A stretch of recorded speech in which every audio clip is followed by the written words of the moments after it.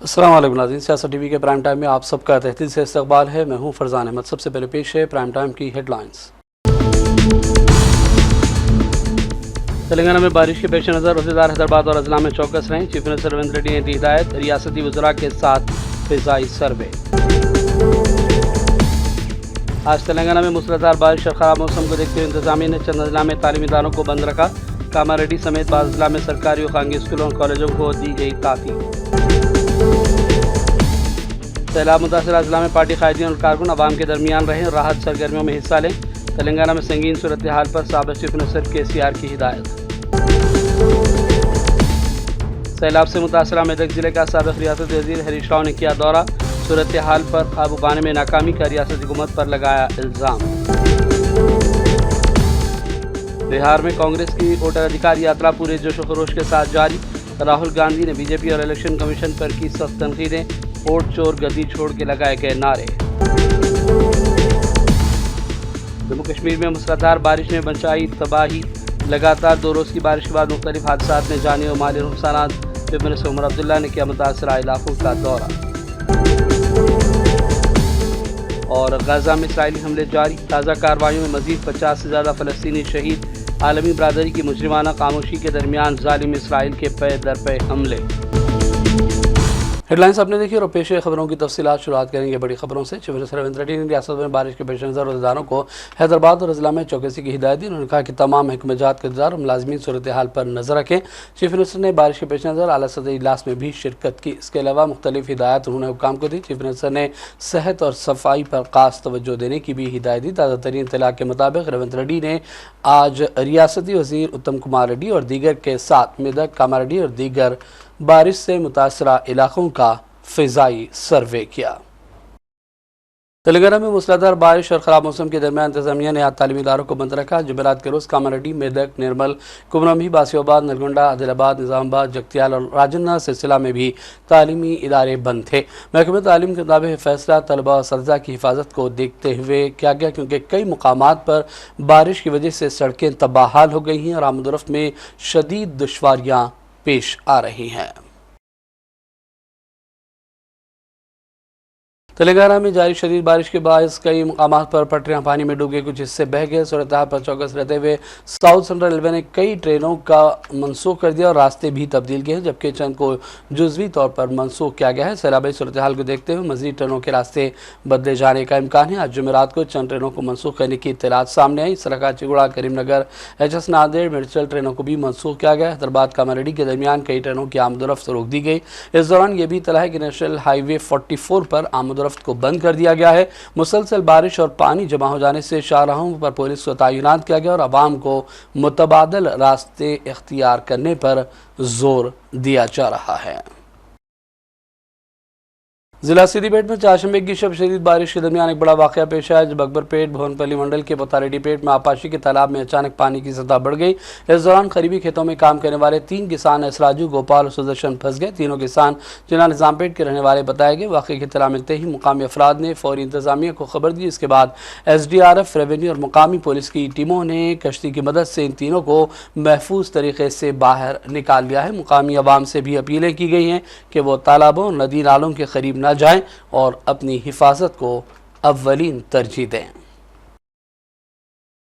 शदीद बारिश के दरमियान तेलंगाना भर में पैदा शुदा संगीन सूरत हाल को देखते हुए साबिक़ चीफ मिनिस्टर KCR ने फिक्रमंदी जाहिर की। उन्होंने सैलाब मुतासरा अजला में पार्टी कायदीन से बातचीत की और हिदायत दी कि वह अवाम के दरमियान मौजूद रहें और तमाम इमदादी सरगर्मियों में हिस्सा लें। उन्होंने पार्टी के कारगुज़ार सदर KTR को भी सिलसिले में हिदायत जारी की। मवासिलाती और बिजली का निज़ाम भी शदीद मुतासर हुआ। अवाम पीने के साफ पानी के लिए परेशान हैं, जिसको देखते हुए KCR ने कहा कि इस सूरत हाल से निपटने फौरी इक़दामात की ज़रूरत है ताकि कीमती जानों को बचाया जा सके और मुतासरा अवाम को दरकार इमदाद भी फराहम की जा सके। सैलाब से मुतासर मेदक जिला के इलाकों का साबिक़ रियासती वज़ीर हरीश राव ने दौरा किया। उन्होंने रियासती हुकूमत पर शदीद तनकीदें की और कहा कि अवाम अपनी जान के लिए लड़े हैं, लेकिन वज़ीर आला रेवंत रेड्डी कहीं और मसरूफ़ है। साबिक़ वज़ीर ने इल्ज़ामात लगाए और कहा कि एक वज़ीर ने बयान दिया था कि हेलीकॉप्टर सिर्फ एमरजेंसी सूरत हाल में इस्तेमाल किया जाना चाहिए, लेकिन मौजूदा हुकूमत इस हेलीकॉप्टर को शादियों और बिहार में सियासी मकासद के लिए इस्तेमाल कर रही है। ये अवाम के साथ नाइंसाफ़ी है। हरीश राव ने अफसोस का इज़हार करते हुए कहा कि सैलाब में 2 नौजवान अपनी जानों से हाथ धो बैठे। वो कई घंटों तक बिजली के खंभे को पकड़कर मदद के लिए मुंतजिर रहे। मुतासिर ने जिला कलेक्टर और इंतजामिया को भी इत्तला दी, लेकिन किसी ने उनकी परवाह नहीं की। आखिरकार ये दोनों डूबकर हलाक भी हुए हैं।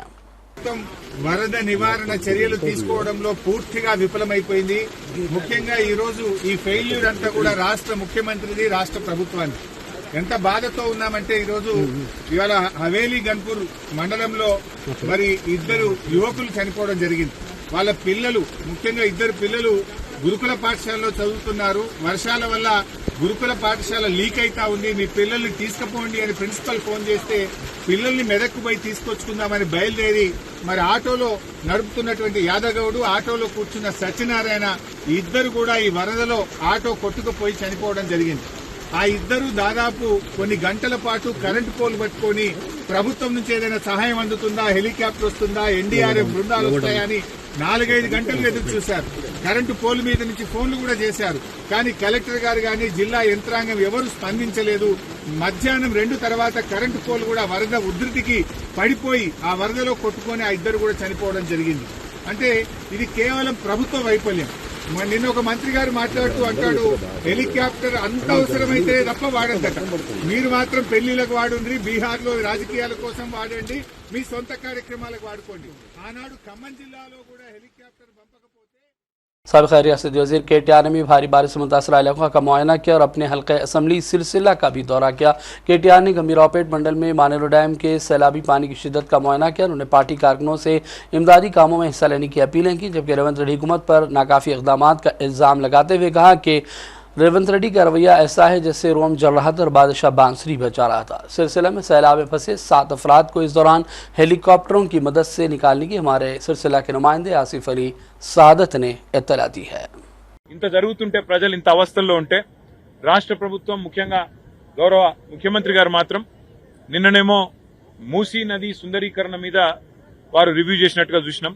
ఇవాళనేమో రాష్ట్రానికి ఒలింపిక్స్ ఎట్లా తేవాలని చెప్పి రివ్యూ చేస్తున్నట్టుగా ఇప్పుడే నేను టీవీలో చూసిన।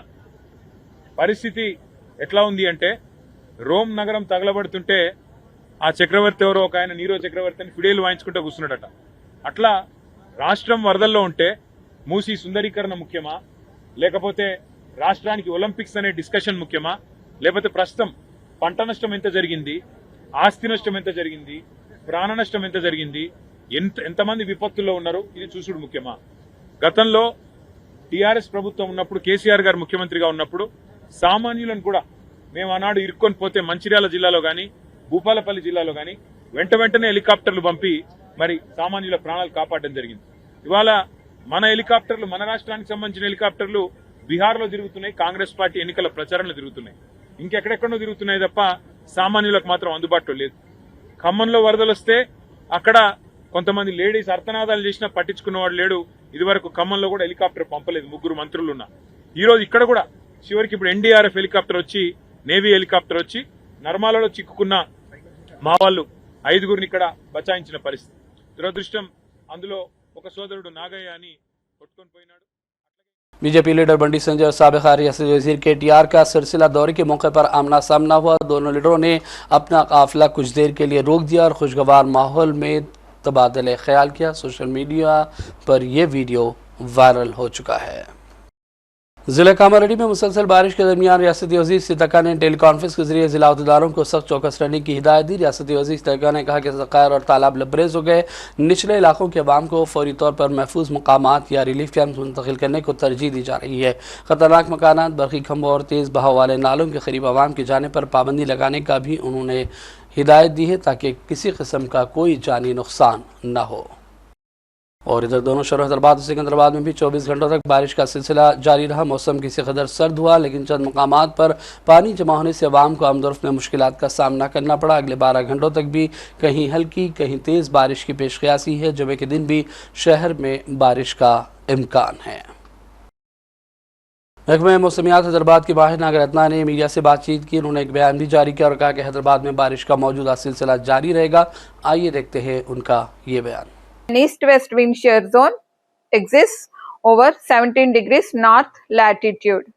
Under the influence of these two features, Telangana is likely to have widespread rainfall activity with light to moderate rains today and tomorrow And today, red warning has been issued for Telangana state. Tomorrow, yellow warning has been issued for this state. Today, red warning has been issued for 4 districts over the western part of Telangana for Kamareddy, Nizamabad, and Nirmal and Jagatyal. The surrounding districts existing from Vikarabad, Sangareddy, Medak, Siddipet, Rajanna Sirsila, and Karimnagar, Peddapalli, Manchiryal, Adilabad, Kumarambim, and the eastern part of Warangal districts, Jaishankar Bhupalpalli, Mulgu, are likely to have heavy rainfall, at times very heavy rainfall during next 24 hours. The southern districts are likely to be dry, at times with light rain or moderate rains over the central districts. And flash flood warnings and risk has been issued to the eastern part of Telangana and the western part of the Srisailam dam लबरेज हो गया है, जिसके बाद इसके 10 gate खोल दिए गए। मूसलाधार बारिश के दरमियान कृष्ण और गोदावरी दरिया उबल पड़े हैं, जिससे श्रीसैलम ज़ख़ीराब में भी भारी तौग़यानी देखी जा रही है। डैम मुकम्मल तौर पर भर जाने के बाद हुकाम ने 10 गेटों को खोलकर फाजिल पानी के अखराज का मरहला शुरू कर दिया है। और बढ़ते हैं, चलते हैं हम कौमी और आलमी खबरों की जानिब। बिहार में कांग्रेस की वोटर अधिकार यात्रा जोश व खरोश के साथ जारी है। राहुल गांधी ने बीजेपी और इलेक्शन कमीशन पर सख्त तनकीद की। राहुल ने एक जलसे से खिताब में कहा कि बिहार में अपोजिशन की आवाज़ दबाने और अवाम की हक़-ए-रादही को छीनने की साजिश हो रही है। इनके मुताबिक बिहार में तकरीबन 65 लाख वोट काटे गए और में बड़ी तादाद दलितों, पसमानदा तबक़ात, अक़लियतों और गरीबों की है, जबकि अमीरों के वोट जू केतु हैं। राहुल ने कहा कि बिहार के अवाम अब किसी कीमत पर वोट चोरी होने नहीं देंगे। इस मौके पर जलसे में मौजूद भीड़ ने भी नारे लगाए। वोट चोर गद्दी छोड़ के नारे बुलंद होते रहे। में इनकी चोरी पकड़ी। महाराष्ट्र में चुनाव होता है, लोकसभा में हम जीतते हैं, हमारी मेजॉरिटी आती है। 4 महीने बाद वही जगह उसी स्टेट में, उसी महाराष्ट्र में चुनाव होता है और हमारा गठबंधन दिखाई नहीं देता। जिस गठबंधन ने लोकसभा में जीत पाई, वो गठबंधन 4 महीने बाद गायब हो जाता है। हमने इलेक्शन कमीशन से सवाल पूछा कि ये जो नए वोटर आए हैं, जैसे यहां पे 65 लाख लोगों को काटा है, जोड़ेंगे भी या ये मत सोचिए सिर्फ काट रहे हैं, ये जोड़ेंगे भी, फेक वोटर जोड़ने का काम भी करेंगे। वैसे तकरीबन 1 करोड़ फेक वोटर, 1 करोड़ लोग महाराष्ट्र में आए लोकसभा के बाद। लोकसभा में वोटर लिस्ट में नहीं थे, विधानसभा में आए। महाराष्ट्र में लोकसभा में जितने वोट मिले, जितने हमें मिले, उतने विधानसभा में मिले। 1 वोट कम नहीं था हमारा। मगर जहां भी नए वोटर आए, वहां पे बीजेपी को सारे के सारे नए वोटर के वोट मिले और बीजेपी जीती।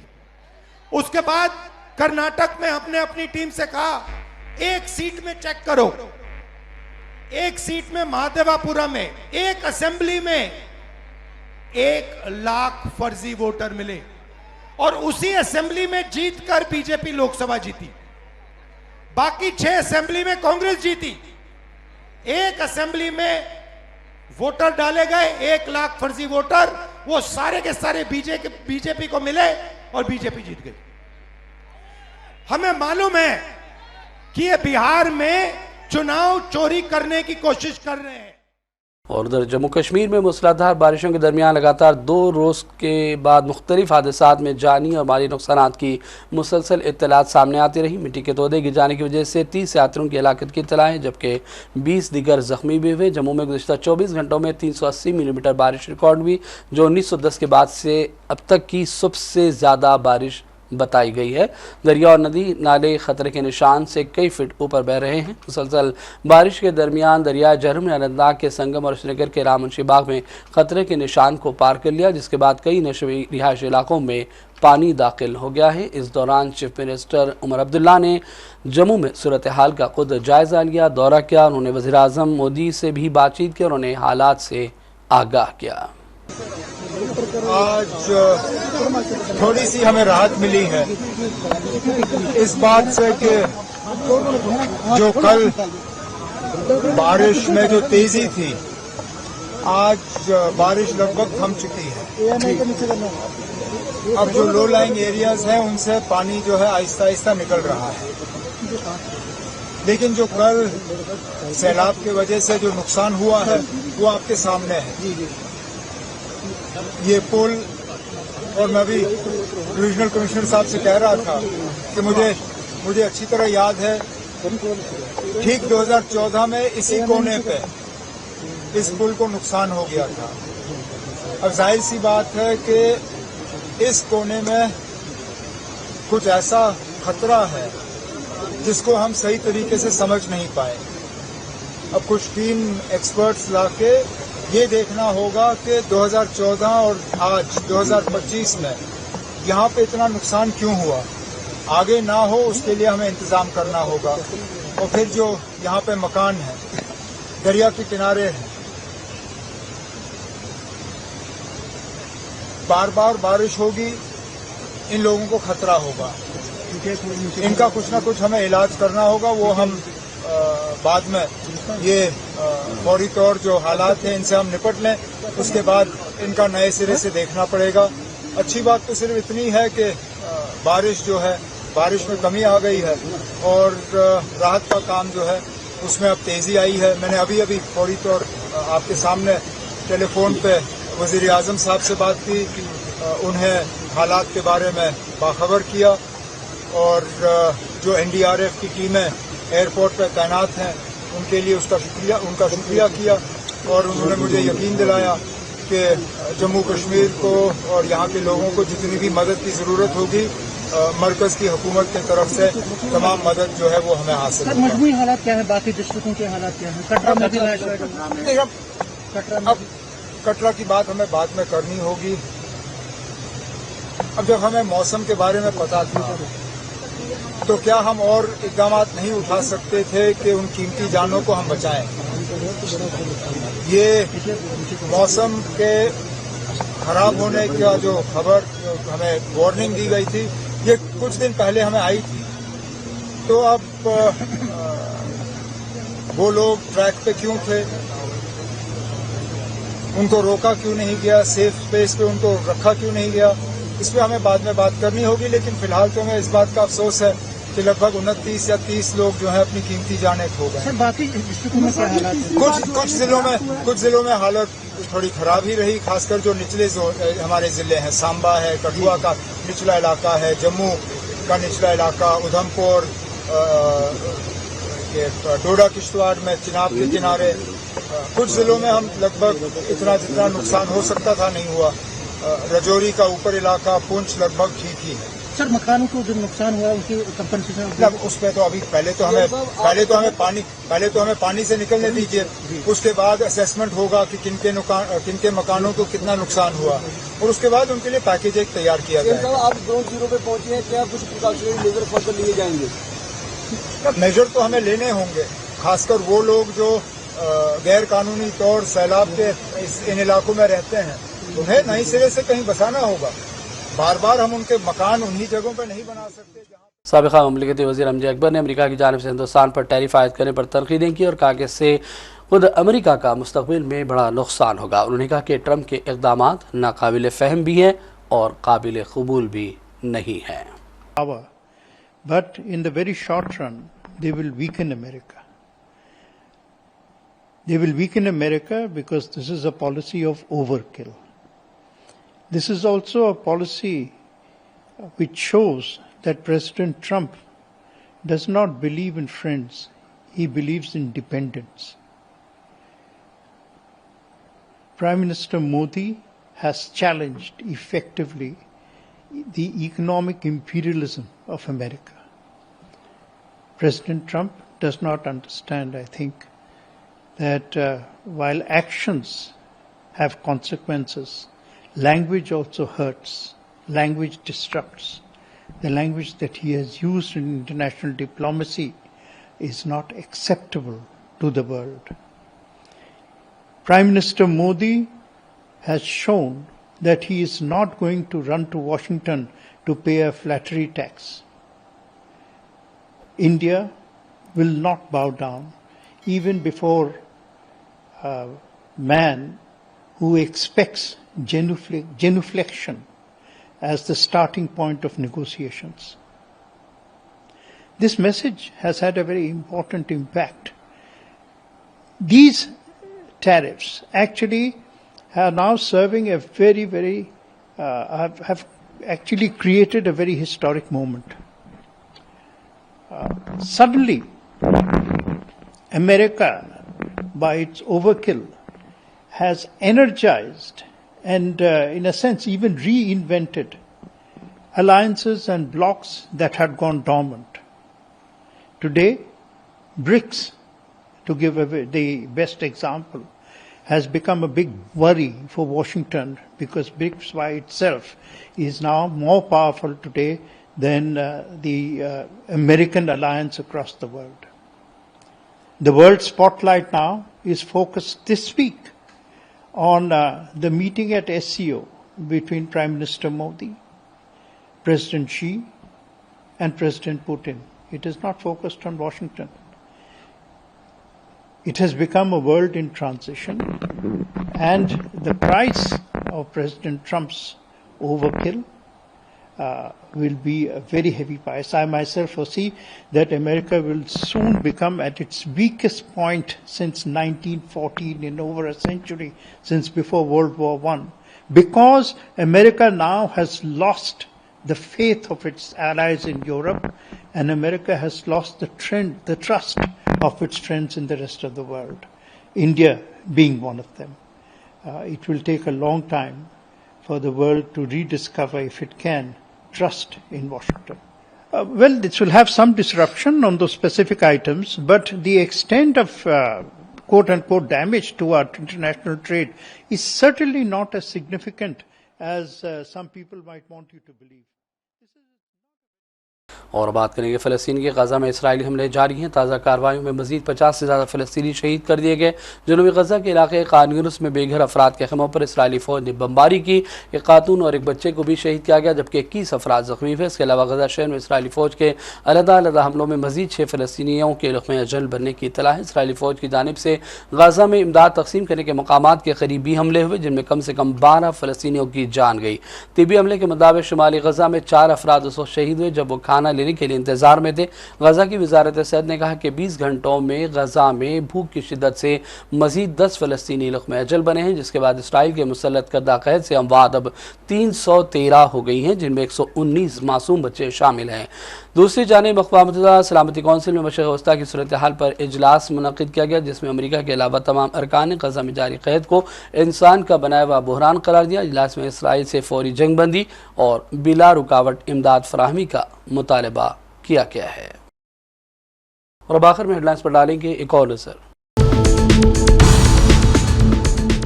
तेलंगाना में बारिश के पेश नज़र अहदेदार हैदराबाद और अजला में चौकस रहें। चीफ मिनिस्टर रेवंत रेड्डी ने दी हिदायत, रियासती वज़रा के साथ फ़िज़ाई सर्वे। आज तेलंगाना में मूसलाधार बारिश और ख़राब मौसम को देखते हुए इंतजामिया ने चंद अजला में तालीमी इदारों को बंद रखा। कामारेड्डी समेत बाज़ अजला में सरकारी और खानगी स्कूलों और कॉलेजों को दी गई ताक़ीद।